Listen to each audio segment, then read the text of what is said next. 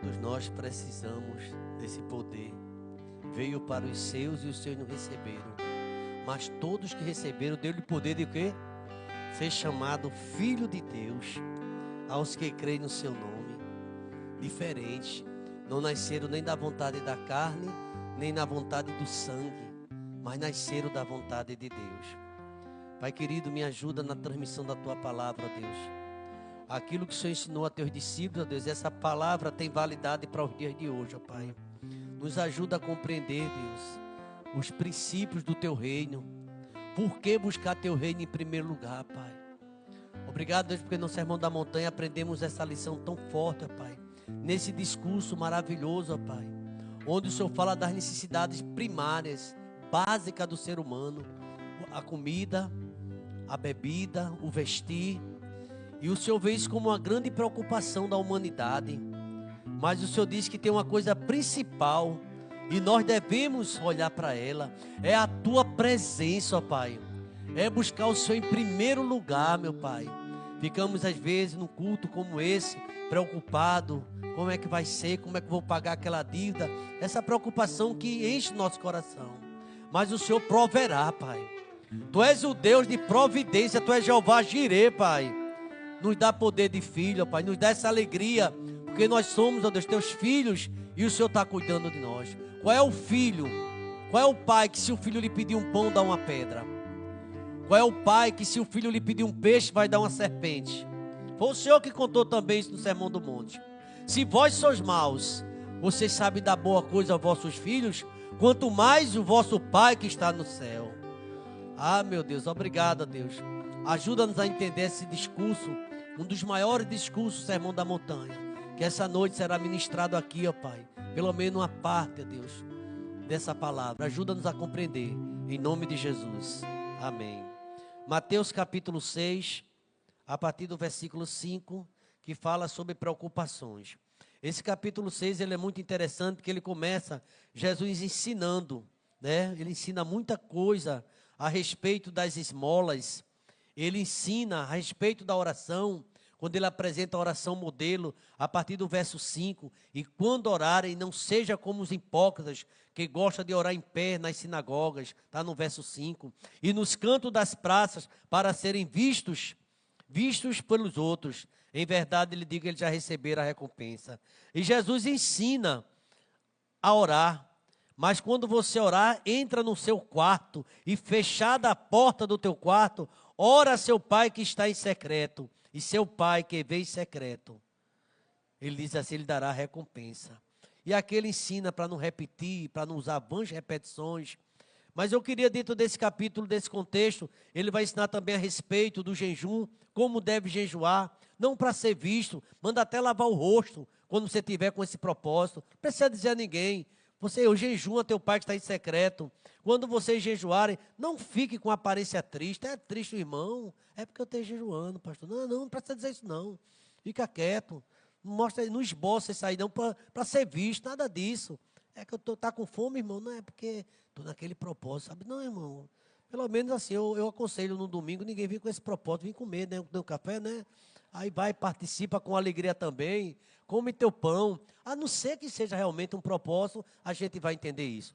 Mas então, ele ensina também sobre, a respeito do jejum, os tesouros do céu. Não acumule tesouro sobre a terra. Ô irmão, esse negócio de juntar, guardar dinheiro, ele fica preocupado, é aumentando. Ele diz que o ladrão vem e rouba. Ele fala da instabilidade da riqueza, a insegurança. De repente dá um nó, tanta coisa no país. É claro que a gente tem que ter todo cuidado, toda, não é, precaução, mas a gente tem que ter cuidado, não ficar acumulando e às vezes nem chega a utilizar, né? Mas então, ele também tem outro ensinamento sobre o corpo. E finalmente vai chegar onde eu gostaria. Ele fala também de 2 senhores. Você não pode, ninguém pode servir a 2 senhores, né? Porque odiará um ou amará o outro. Mas então, e finalmente chega no versículo 25, eu quero chamar a atenção da igreja. As preocupações. Aliás, fazer uma pergunta, você chegou preocupado aqui hoje? As preocupações. Quem falou esse sermão foi Jesus Cristo. Ele está chegando no final desse sermão da montanha. E ele diz o seguinte, a partir do verso 25. Por isso digo a vocês, não se preocupem com a sua vida. É difícil ou não isso, irmão? Quem é que não está preocupado com a vida do filho, com a escola? Fez chegar o final do ano, aí fica preocupado, eita, IPTU, IPVA, não sei o quê. É tanta coisa, essas preocupações. Mas ele diz, não se preocupe com a vida quanto o que irão comer ou beber, nem com o corpo quanto ao que irão vestir. Toda vez que eu passo ali, naquele atacadão, ou no açaí, e tem aquelas promoções. Uma vez eu até filmei a promoção para mandar, né? Porque, mas como é que está isso, o preço disso? A gente fica preocupado com essas coisas. A dona de casa, por exemplo, fica muito preocupada. Mas quando você lê a Bíblia, Jesus diz, não se preocupe. Quem vai alimentar você sou eu, ele diz. Eu tomo conta de passarinho. Diz isso ou não diz? Eu cuido da Eva. Nem Salomão, que foi o homem mais rico, sem dúvida, foi Salomão. Nem Salomão se vestiu como um dele. Se eu cuido de passarinho, não é que ele está esperando passarinho, não. Se eu cuido da erva, do campo, dos lírios. E de você? Homem de quê? Pequena fé, homem de pouca fé. E Jesus Cristo fala de um assunto tão importante, comer, beber, nem com o corpo que veio de vestir. E ele diz, não é a vida mais do que o alimento, e não é o corpo mais do que a roupa. Aí ele manda observar as aves do céu, verso 26. Aí ele diz, quem de vocês, ele fala também dos lírios do campo, você vale muito mais do que ele. Verso 27, quem de vocês, por mais que se preocupe, pode acrescentar um côvado ao curso da vida. E por quê? Se preocupa com o que vão de vestir. E realmente é uma preocupação. Eu me lembro que quando criança, 10 irmãos, mamãe está aqui, aí a gente naquele tempo, hoje os meninos têm muita roupa, mas naquele tempo não era não. Quem lembra do tempo da gente, era uma roupinha no meio do ano, às vezes quando tinha, né? E no final do ano outra. E brincar, adolescente aparece cada dia com uma camisa, cada culto. Mas era muito restrito, acho muito difícil. Chegava no final do ano, eu já esperava a minha camisa. Andei com o ano todinho, aí chegava uma novinha e tal. Mas a gente vive numa sociedade ansiosa, aflita. A questão da ansiedade é muito forte. E ele diz assim, olhe, não se preocupe. Ele volta a falar novamente. Não se preocupe, porque ele quando fala da erva do campo, que hoje existe e amanhã é lançado no forno, não fará muito mais por vocês, homem de pequena fé. Aí começa o 31, queria que a igreja lesse bem forte para mim. Vamos lá, 31. Portanto,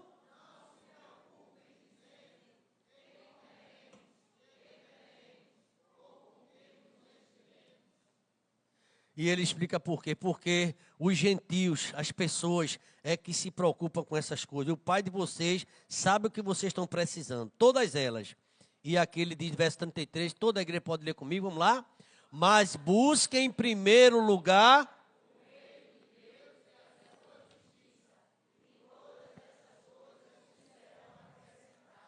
o irmão, ele compartilhou, né, que estava dormindo mal.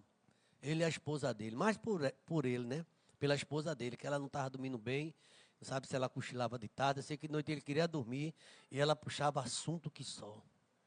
Aí ele disse, quando já pegou no sono depois da meia-noite, ela disse assim, ó, a carne está acabando. Eu falei, minha filha, amanhã a gente vê isso. A gente almoça e acaba. Ele falou, deixa isso para amanhã. Eu estou notando que a carne, ó, acontece isso, né? Eu acho que essa semana o gás acaba. Alguém já foi interrompido por alguém perguntando, se preocupando. Né? Jesus não está falando disso não, isso é até normal. Né? Mas o excesso de preocupação. Você está aqui até hoje, né, e está bem gordinho. Sabia que a maioria das pessoas estão preocupadas em perder peso? Porque está aumentando demais, é ou não é? Hoje mesmo foi tanto bolo por aqui, o irmão chegou com um bolo, veio de longe. Cadê o pastor? Aí Mosé, ele está descansando um pouco. É um bolo que tem lá embaixo. Eita. Aí eu dei para a Sema se agarrou lá com o pessoal, né? Tudinho. Mas veio outros e outros bolos. A gente tem sido abençoado. Mas eu queria aqui pensar um pouco sobre esse verso 31. Aliás, 33. Busque em primeiro lugar o reino de Deus. O que significa isso? E a sua justiça. E todas estas coisas, comida, bebida, veste, vos serão o quê? Acrescentado. Portanto, verso 34. Não se preocupem com o dia, pois o amanhã trará os seus. basta o dia o seu próprio. Ai, irmão, se a gente levasse isso ao pé da letra, a gente até ia dormir melhor hoje. Aí fica preocupado. Já é 4 horas da manhã, não consegui dormir. 4h30, já galo cantando. Também até hoje o mundo animal está um pouco diferente. Outro dia o meu galo estava cantando, era meia-noite, eu disse, é uma hora dessa, né? Às vezes ele acorda, não sei se é uma luz acesa. Esse galo deve estar perturbado, está lá cantando, é meia-noite, 1 hora da manhã. Aí, mas ele está cantando, mas não é hora de levantar não, está certo, então. Está meio confuso, né? Mas deixa eu falar alguns princípios aqui que Jesus ensinou. Veja, por favor, buscai em primeiro lugar o reino de Deus e sua justiça. Como a gente pode fazer isso num mundo repleto de ansiedade, Rivanda? Num mundo repleto de ansiedade, obrigações, buscas incessantes, é fácil perdermos o foco. E que é verdadeiramente essencial. Jesus, no Sermão da Montanha, justamente ele aborda diretamente o excesso de preocupação. Lembra que Pedro disse? Lançando sobre ele toda a vossa, porque ele tem cuidado de vós. As preocupações do homem, mais comuns, comer, beber, vestir, e ele conhece a nossa tendência de colocar essas coisas no centro de nossas vidas. Tem até enfermidade, pessoas têm mania, né, de gastar e tal. Pega o cartão, está aí pendurado. Tem gente quebrando o cartão, porque se tiver, já passa o cartão, e enfim. No entanto, esse versículo 33 aqui é o cerne e me chama a atenção. Ele nos apresenta uma solução radical.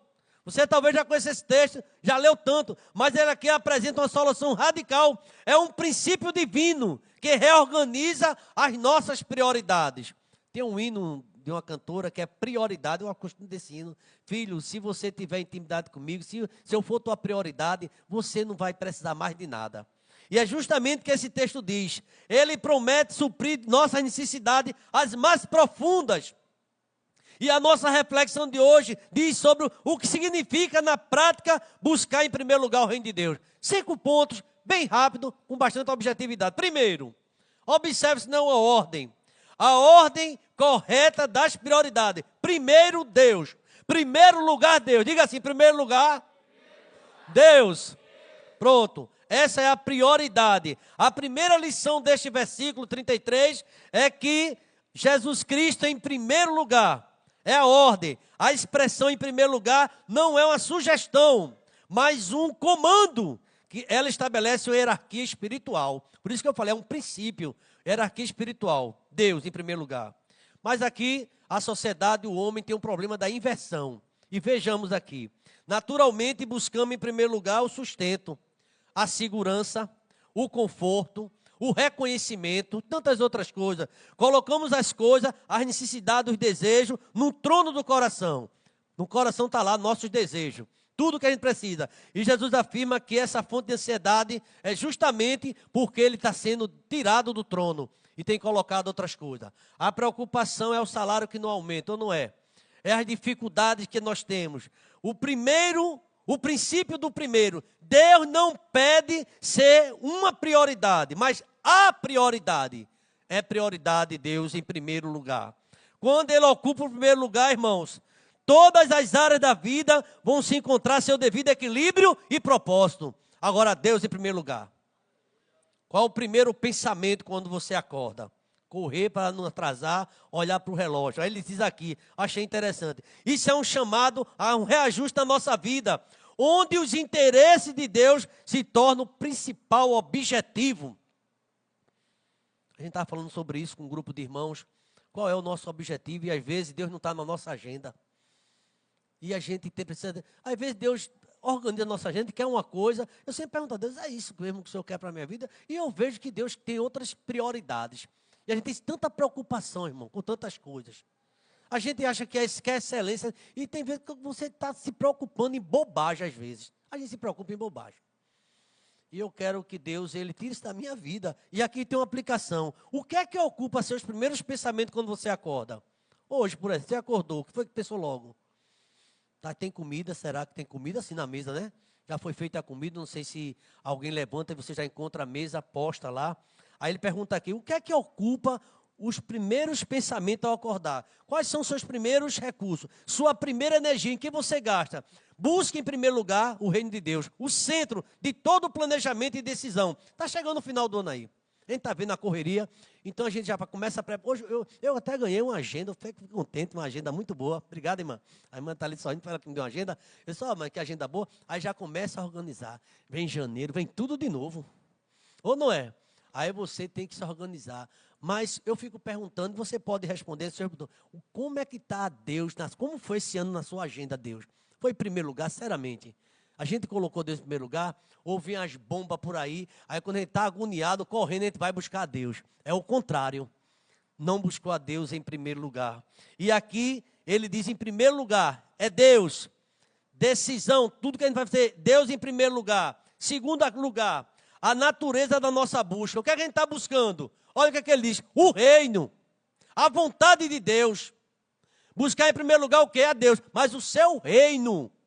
E seja feita a vontade de Deus. E aqui, o que especificamente estamos buscando, não é um território físico, mas o governo e a soberania do grande Deus sou. É o Deus Todo-Poderoso que está mandando a tua vida, e Ele não erra, viu? Porque a vontade dEle é boa, é perfeita, é agradável, e vai dar tudo certo na tua vida, se Deus é o primeiro lugar na sua vida. É o meu filho em primeiro lugar, pastor, cuidado com isso.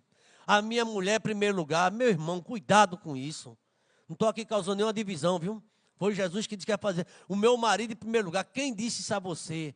Eu sei, irmão, da importância da família, mas sem Deus a família nem existe. Em primeiro lugar é Deus, na minha vida, na tua vida, na tua família. Como é que eu posso deixar Deus? Se Deus é quem me sustenta. Como é que eu posso endeusar o meu emprego ou um carro, sei lá, uma casa, se Deus é quem me dá tudo? Não se apegue, busca a Deus, é Deus que vai fazer. E se faltar, Ele vai mandar. Ele diz que o Senhor é o meu pastor e nada me faltará. Vamos repetir essa expressão, vamos lá? O Senhor... Faz tempo que eu deixei de me preocupar com isso.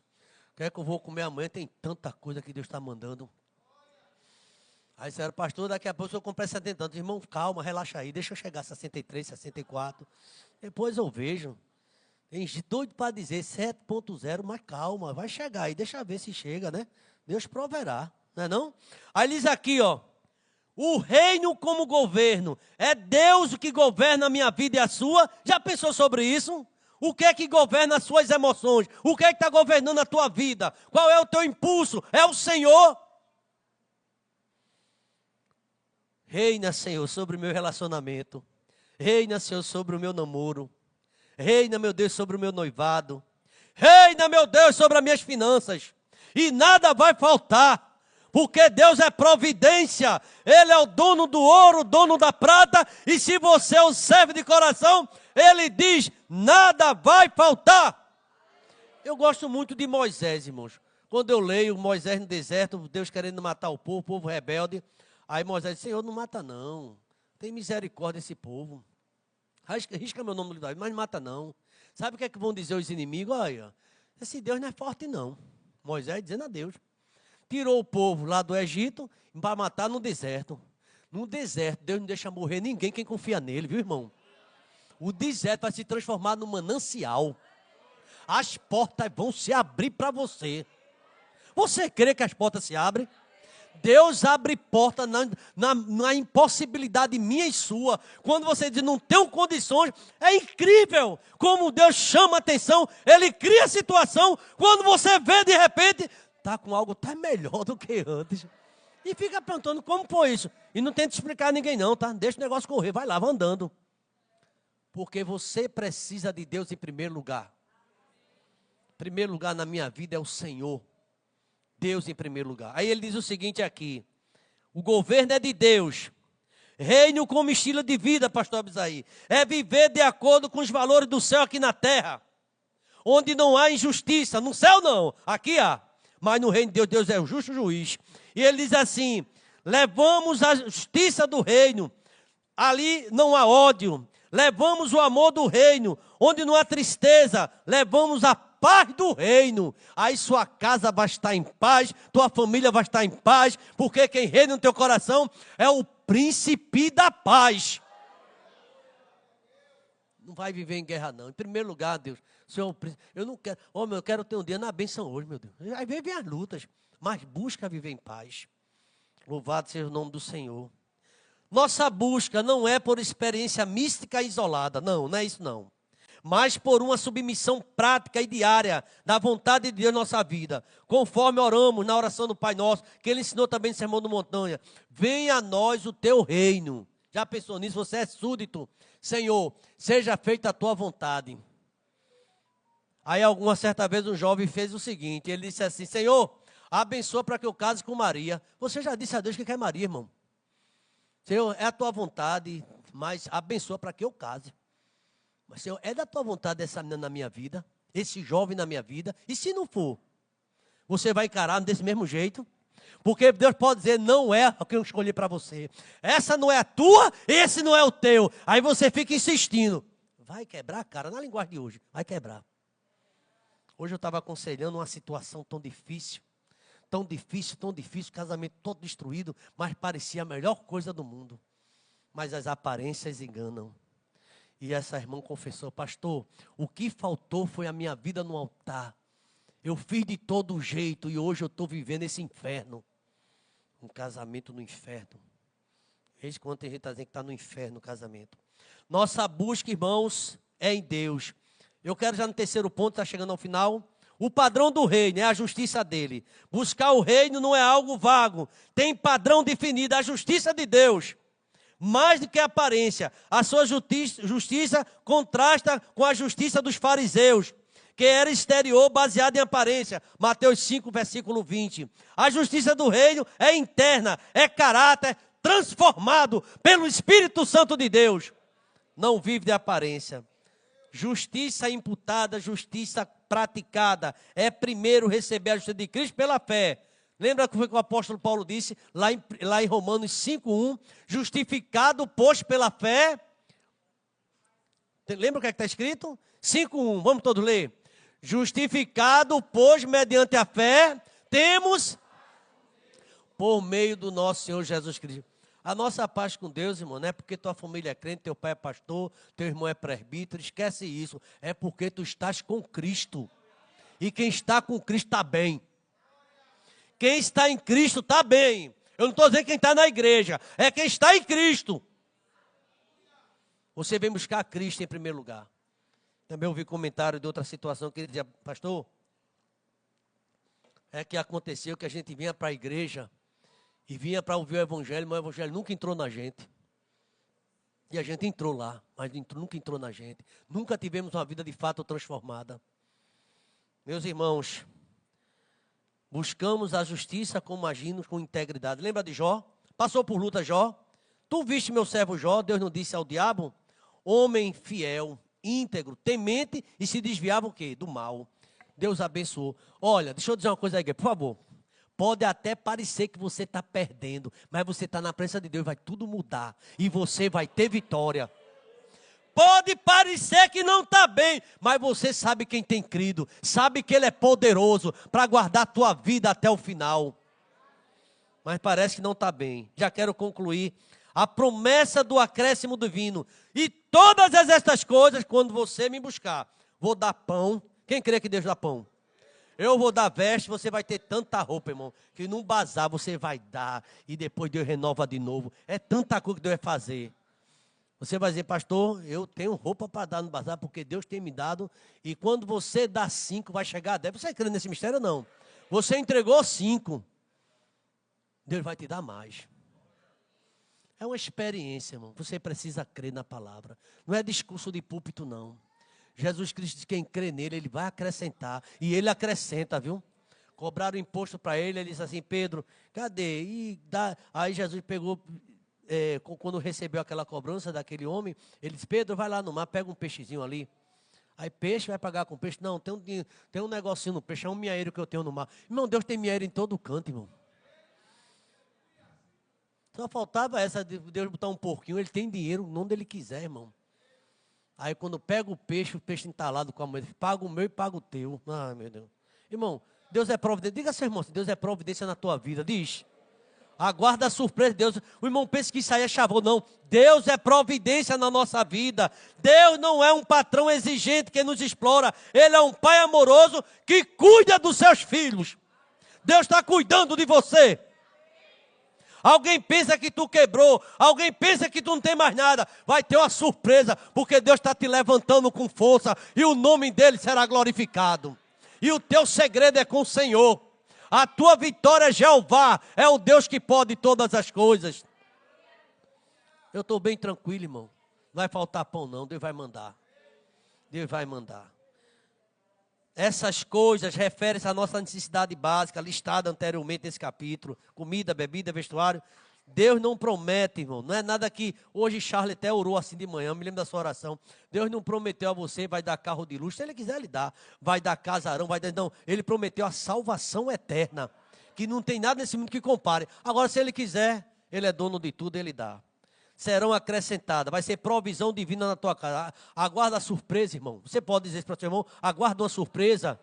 Você estava com sono, acordou, não acordou agora. Aguarda a surpresa de Deus na vida tua. Pode aguardar. É assim, João. Deus faz. Deus não mudou. Jesus é o mesmo de ontem, hoje. E deixa eu terminar. Fica de pé, por favor, que é para gente terminar. Sabe qual é o resultado de uma vida que tem prioridade com Cristo? Sabe qual é o resultado? Quando vivemos o princípio, veja bem, Mateus 6,33 é um princípio do reino. É um princípio. Sabe o que vai acontecer quando eu e você, a gente viver? Quando vivemos o princípio, vamos experimentar transformações profundas na nossa vida. Vamos experimentar. Isso aqui não é teologia da prosperidade, não é Bíblia, viu? É Deus quem vai dar você. Veja, você vai ter paz no lugar de ansiedade. Diga amém. Tanta ansiedade, Deus vai dar paz. A ansiedade surge do controle, a falta de controle. Quando transferimos o controle para Deus, a paz na nossa vida. A paz que excede todo entendimento. Vai ter propósito em lugar da futilidade. A vida deixa de ser uma corrida por coisas e ganha um significado eterno. Você vai se conectar com Deus. E Deus é Deus que faz coisas novas na nossa vida. Não pensa em ficar do mesmo jeito, não. Não vai ficar do mesmo jeito, não. Deus é surpresa, eu vou guardar isso no meu coração. Louvado seja o nome do Senhor. Confiança no lugar do medo. A confiança no caráter. Charlie, quem te sustenta na análise é Deus. E se a análise fechar, Deus levanta outra coisa e faz isso. A gente tem que entregar essa palavra. Eu sei que vem o medo. De vez em quando Charles não... Aí ele diz, pastor, está acontecendo isso, está fechando loja, deixa fechar. Deus vai cuidar de você. Até hoje Ele cuidou, está cuidando de Mateus, está cuidando de Patrícia, está cuidando de mim, está cuidando de você. Agora diga com autoridade, Deus está cuidando de você. Diga para seu irmão, vai irmão. E Ele cuida mesmo, viu? Firme nas promessas do meu Salvador, cantarei louvores ao meu Criador. Fico pelos séculos do seu amor, firme nas promessas de Jesus. Bem forte, bem forte.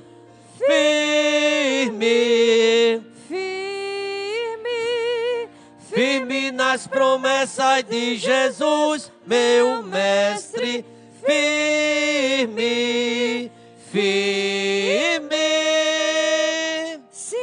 Firme nas promessas de Jesus. Escuta aí. Você não vai correr atrás das coisas. As coisas vão correr atrás de você. Nana Azevedo colocou uma música dessa, muita gente ficou criticado. É Deus que vai te mostrar, é ali, ó. É ali, ó. Vai dar certo ali, ó. Lança a rede aqui, ó. Mas lança a rede aqui. Eu fui lá no mar profundo, não tinha. Lança aqui. E quando você lançar, Deus vai fazer um milagre.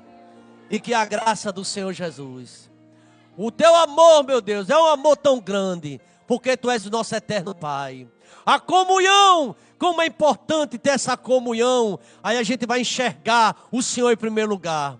Ah, meu Deus, e o teu amor esteja presente em teus filhos, em Israel, espalhado na face da terra, desde agora e para sempre. Vamos dizer amém? Vão na paz de Deus.